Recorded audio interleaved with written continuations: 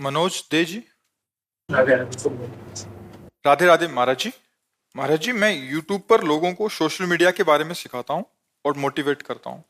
महाराज जी, मेरा एक प्रश्न है, ओवर थिंकिंग से कैसे बचें? किसी भी चीज को लेकर बहुत ज्यादा नेगेटिव सोचता हूँ कभी कभी। तो आप क्या सिखाते हैं लोगों को?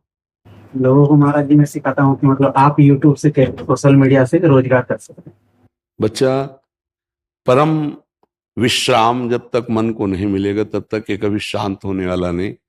चाहे आप 100 करोड़ रुपया रोज कमाने लगे, 100 करोड़ रुपया रोज कमाने लगे, चाहे आप हजारों लाखों विषय भोग रोज भोगने लगे, तो भी आपकी ओवर थिंकिंग रुकने वाली नहीं।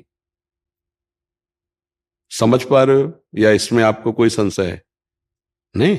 100 रुपए की मांग, फिर 1000 रुपए की मांग, फिर 1 लाख की मांग, फिर करोड़ की मांग, फिर अरब की मांग, ये बढ़ती ही चली जाएगी। इसकी पूर्ति नहीं होती कभी, आज तक किसी की नहीं हुई। इतिहास साक्षी है। उसी की पूर्ति होती है जिसको अध्यात्म का ज्ञान हो जाता है।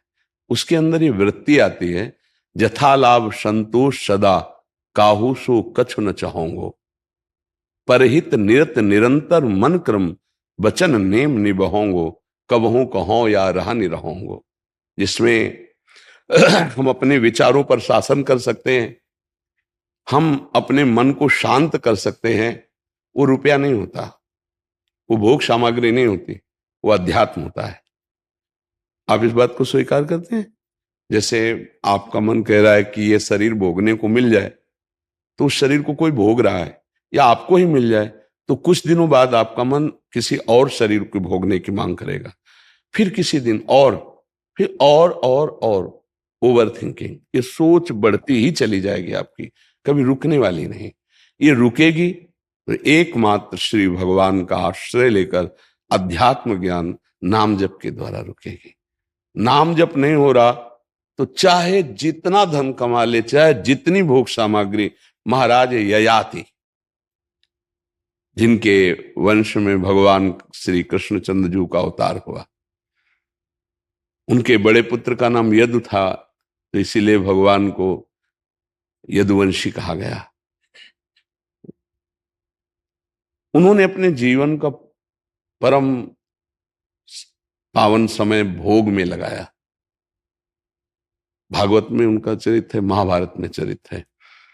उनको पत्नी रूप में जो मिली वो बहुत परम पवित्र, अप्सराओं को भी मोहित करने वाली परम सुंदरी देवयानी जी, भगवान शुक्राचार्य जी की पुत्री थी। वो संयोग बना ऐसा कि उनको वो प्राप्त हुई, और बहुत ही गंभीर और सुंदर दासी रूप में उन्होंने वृषपर्वा की पुत्री शर्मिष्ठा को स्वीकार किया। शर्मिष्ठा से भी पुत्र हुए, देवयानी से भी पुत्र हुए। बड़ी कथा में सारांश में केवल बता रहे हैं। देवयानी की शर्त थी कि आपने मुझे स्वीकार किया है तो मैं सर्व सुंदरी हूं और सर्व पूज्य हूं। ये केवल संयोग है, नहीं तुम हमारे चरण छूने के लायक भी नहीं हो, क्योंकि वास्तविक ऐसी ही स्थिति। मैं तुम्हें पत्नी रूप में प्राप्त हुई हूं तो किसी की तरफ आंख उठा के नहीं देखोगे, ये शर्त। लेकिन जब शर्मिष्ठा को जो दासी रूप में आई थी, यद्यपि वो दासी नहीं थी, ईर्ष्यावश देवयानी जी ने दासी पद में उन्हें रखा था।